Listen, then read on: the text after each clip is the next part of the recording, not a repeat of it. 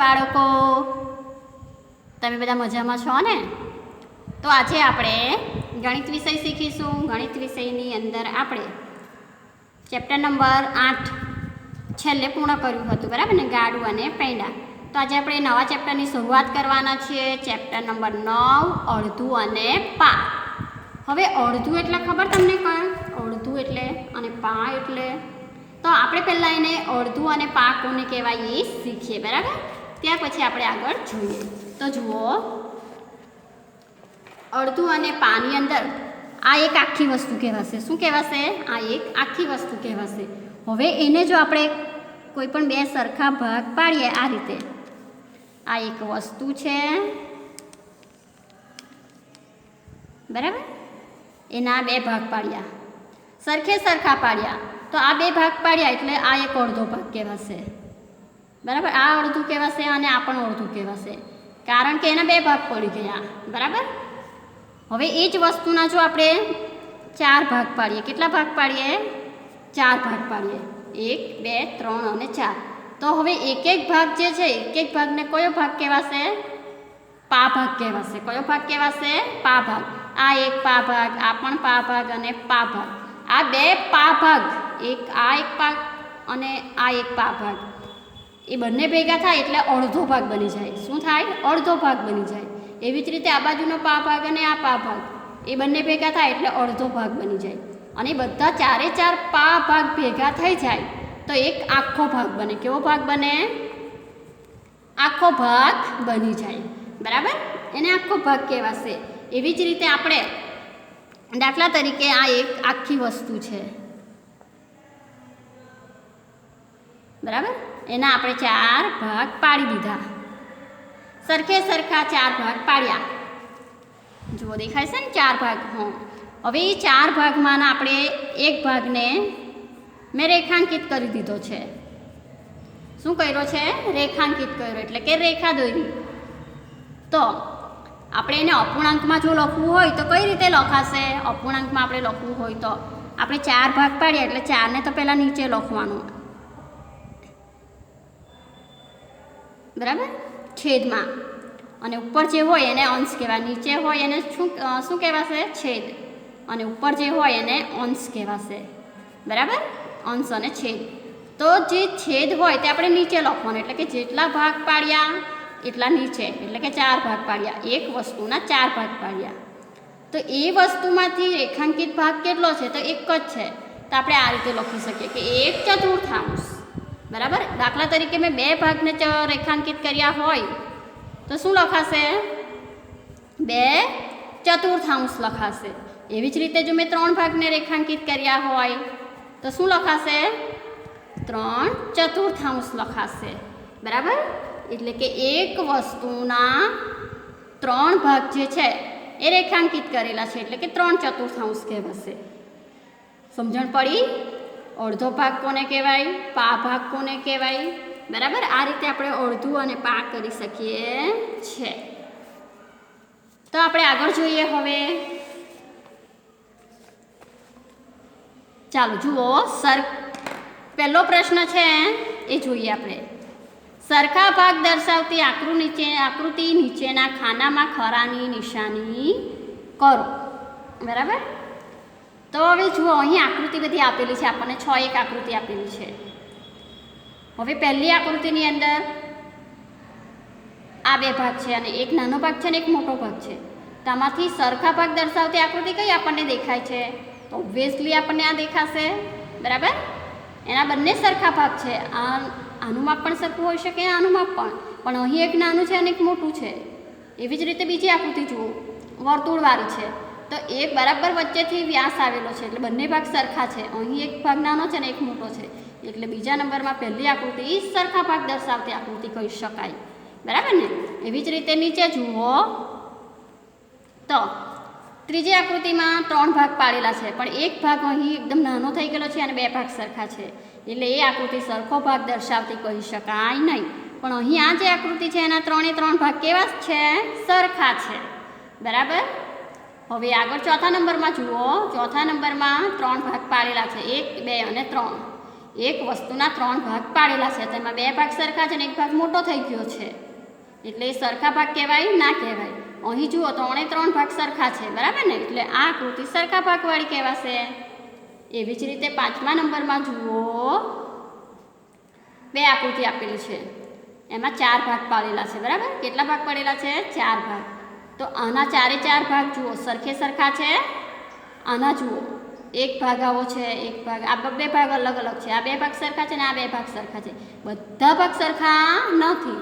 એટલે જે આ પહેલી આકૃતિ છે એ સરખા ભાગવાળી આકૃતિ કહી શકાય, બરાબર. એવી જ રીતે આગળ જોઈએ 6થા નંબરમાં, એમાં પણ 4 ભાગ પાડેલા છે એક વસ્તુના, 1 2 3 અને 4. 4 ભાગ અહીં સરખા દેખાય છે ને. અને આકૃતિમાં જુઓ એક એકદમ મોટો ભાગ છે, એક એકદમ નાનો ભાગ છે, અને આ 2 સરખા ભાગ છે. બધા સરખા ભાગ દેખાય છે? નથી દેખાતા ને. એટલે આ જે આકૃતિ છે એ સરખા ભાગવાળી આકૃતિ કહેવાશે, બરાબર. હવે આપણે આગળ જોઈએ તો પ્રશ્ન નંબર 2 જુઓ. નીચેની આકૃતિઓમાં આચ્છાદિત ભાગ જે છે કયો અપૂર્ણાંક સૂચવે છે તે જણાવવાનું છે. તો જુઓ પહેલી આકૃતિની અંદર 1 2 3 અને 4 ભાગ પાડેલા છે. કેટલા ભાગ પાડેલા છે? 4 ભાગ પાડેલા છે. તેમાં આચ્છાદિત ભાગ કયો અપૂર્ણાંક સૂચવે છે તે તો આપણે જોઈ ગયા. જે ભાગ આચ્છાદિત હોય એટલે કે રેખાંકિત હોય એ ભાગને આપણે ઉપર લખવાનું, બરાબર ને. તો ઉપર 1 2 અને 3 એટલે કે અંશમાં લખવાનું. તો અંશ એ 3 છે અને ટોટલ એક વસ્તુના ભાગ કેટલા છે? તો 1 2 3 અને 4. એટલે જવાબ આવશે 3/4, બરાબર. તો એ 3/4 અપૂર્ણાંક સૂચવે છે. એવી જ રીતે આપણે બીજી આકૃતિ જોઈએ. તો બીજી આકૃતિમાં 1 2 3 અને 4 ભાગ દર્શાવેલા છે. તો આપણે 4 તો પહેલાં નીચે છેદમાં લખી જ દેવાના. પછી અંશમાં શું લખવાનું? તો આચ્છાદિત ભાગ એક જ છે, તો આપણે 1 લખીશું, 1/4 થઈ જશે, બરાબર. સમજણ પડે છે? ઓકે. તો હવે આપણે આગળ જોઈએ ત્રીજા નંબરની આકૃતિ. તો એ ત્રીજા નંબરની આકૃતિમાં જુઓ 1 2 3 અને 4 ભાગ છે, બરાબર.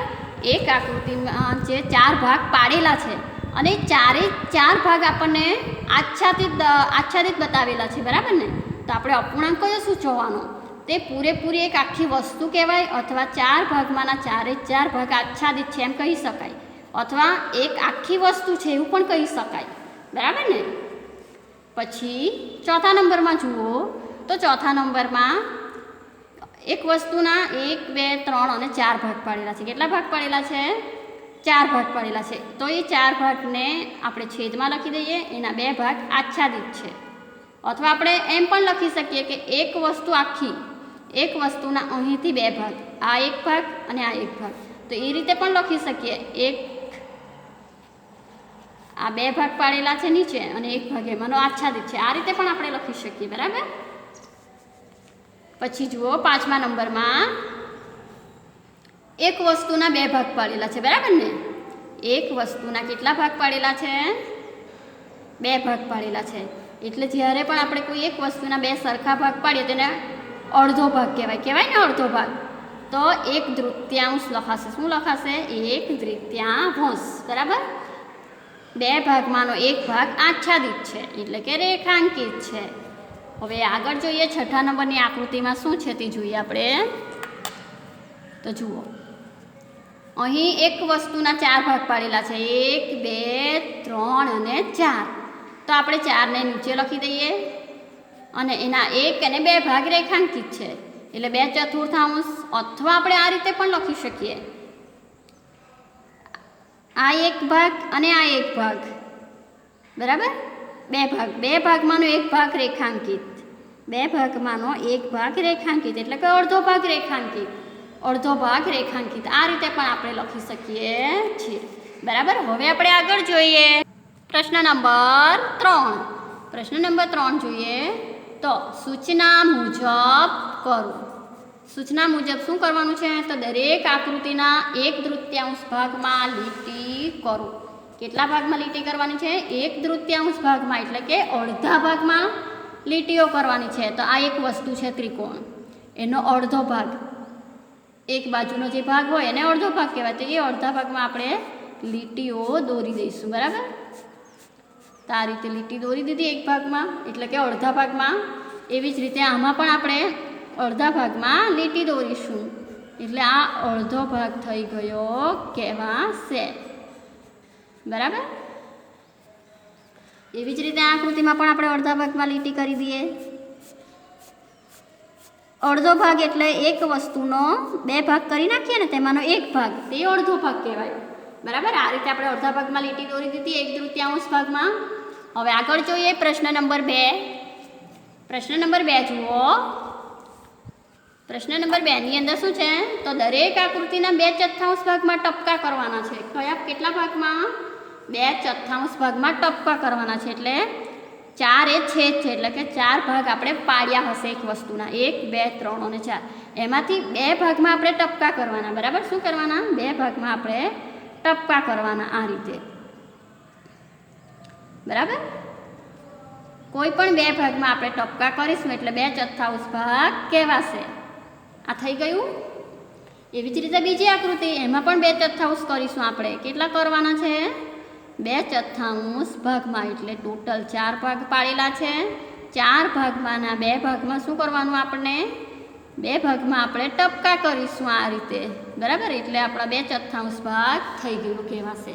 એવી જ રીતે ત્રીજી આકૃતિ છે, તો એ ત્રીજી આકૃતિમાં પણ આપણે 2/4 ભાગ શોધવાનો અને એની અંદર આ રીતે આપણે ટપકા કરવાના રહેશે, એટલે આપણને ખબર પડે કે 2/4 ભાગ છે, બરાબર. હવે આગળ જોઈએ, ત્રીજા નંબરનો પ્રશ્ન જોઈએ. તો ત્રીજા નંબરના પ્રશ્નમાં શું છે, તો દરેક આકૃતિના 1/4 ભાગમાં રંગ પૂરવાનો છે. કેટલા ભાગમાં? 1/4 ભાગમાં, એટલે એક વસ્તુના 4 ભાગમાંનો એક ભાગ, બરાબર ને. આ એક વસ્તુ, એના 4 ભાગ, 1 2 3 અને 4. એમાંનો કેટલો ભાગ? એક ભાગમાં રંગ પૂરવાનો છે આપણે, બરાબર. તમારે રંગ કરી દેવાનો, હું અહીં ખાલી રેખાંકિત કરી દેમ છું, બરાબર. આ એક ભાગ. એવી જ રીતે બીજી આકૃતિના 4 ભાગમાંનો એક ભાગ, આ રેખાંકિત થઈ ગયું, એટલે કે તમારે રંગ કરી દેવાનું છે, બરાબર. એવી જ રીતે એની ત્રીજી આકૃતિ છે, એમાં પણ 4 ભાગમાંના એક ભાગની અંદર શું કરવાનું છે? કલર કરવાનો છે તમારે, બરાબર. કોઈ પણ એક ભાગમાં કરો તો ચાલે, એટલે 1/4 કહેવાય, બરાબર. આ રીતે. હવે આગળ જોઈએ પ્રશ્ન ચોથો. તો પ્રશ્ન ચોથાની અંદર પ્રશ્ન ત્રીજાનો ચોથો પ્રશ્ન, બરાબર. દરેક આકૃતિના 3/4 ભાગમાં રંગ પૂરો. કેટલા ભાગમાં?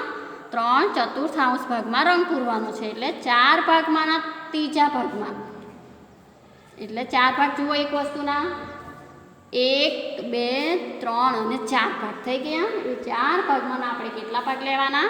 3 ભાગમાં રંગ પૂરવાનો, બરાબર. એટલે આપણે 3 ભાગમાં આપણે શું કરી દેવાનું? રંગ તમારે કરવાનો રહેશે. હું તમને અહીં ખાલી રેખાંકિત કરી બતાવું છું, બરાબર. આવી રીતે આપણે કોઈ પણ 3 ભાગમાં રંગ કરી દેવાનો રહેશે, બરાબર. આ એક આકૃતિ. હવે બીજી આકૃતિ જુઓ. બીજી આકૃતિમાં બી કેટલા છે? 4 ભાગ છે. તો 4 ભાગમાં આપણે 3 ભાગ લેવાના. 3 ભાગની અંદર શું કરી દેવાનું? રંગ કરી દેવાનું, બરાબર. આ રીતે 2 મિનિટ. આ રીતે આપણે 3 ભાગની અંદર રંગ કરી દેવાનો રહેશે. થઈ ગયું. એવી જ રીતે ત્રીજી આકૃતિ જુઓ. ત્રીજી આકૃતિમાં પણ તમારે રંગ કરી દેવાનો 3 ભાગમાં, બરાબર. આ 3 ભાગ થઈ ગયા, એટલે 3/4 વંચાશે, બરાબર. હવે પ્રશ્ન નંબર 4 જોઈએ. તો પ્રશ્ન નંબર 4ની અંદર જુઓ, દરેક લંબચોરસમાં શું કરવાનું છે? દરેક લંબચોરસમાં અલગ અલગ 5 રીતે અડધા ભાગમાં રંગ પૂરવાનો છે. અડધો ભાગ એટલે કેટલો ભાગ કહેવાશે? 1/3 ભાગ, બરાબર. કેટલો ભાગ? 1/3 ભાગ, એટલે કે 2 ભાગમાંનો એક ભાગ, બરાબર. 2 ભાગમાંનો એક ભાગ, તેને કહેવાય અડધો ભાગ, બરાબર. તો એમાં આપણે અલગ અલગ રીતે કરવાનું છે. અડધું કઈ રીતે થાય તે આપણે કરવાનું રહેશે. દાખલા તરીકે એક લંબચોરસ છે, તો એના અડધો ભાગ કરીએ આપણે. તો અહીં એક આકૃતિ દોરી દેશું તો એનો અડધો ભાગ થઈ ગયો. એવી જ રીતે આપણે જુઓ, આ રીતે આપણે કોઈ પણ રીતે કરી શકીએ છીએ, બરાબર. પણ સરખા ભાગ થવા જોઈએ. જો આ રીતે કરીએ તો સરખા ભાગ થયા, અડધો ભાગ. એવી જ રીતે વચ્ચેથી કરી દઈએ તો આના અડધા ભાગ થઈ ગયા. એવી જ રીતે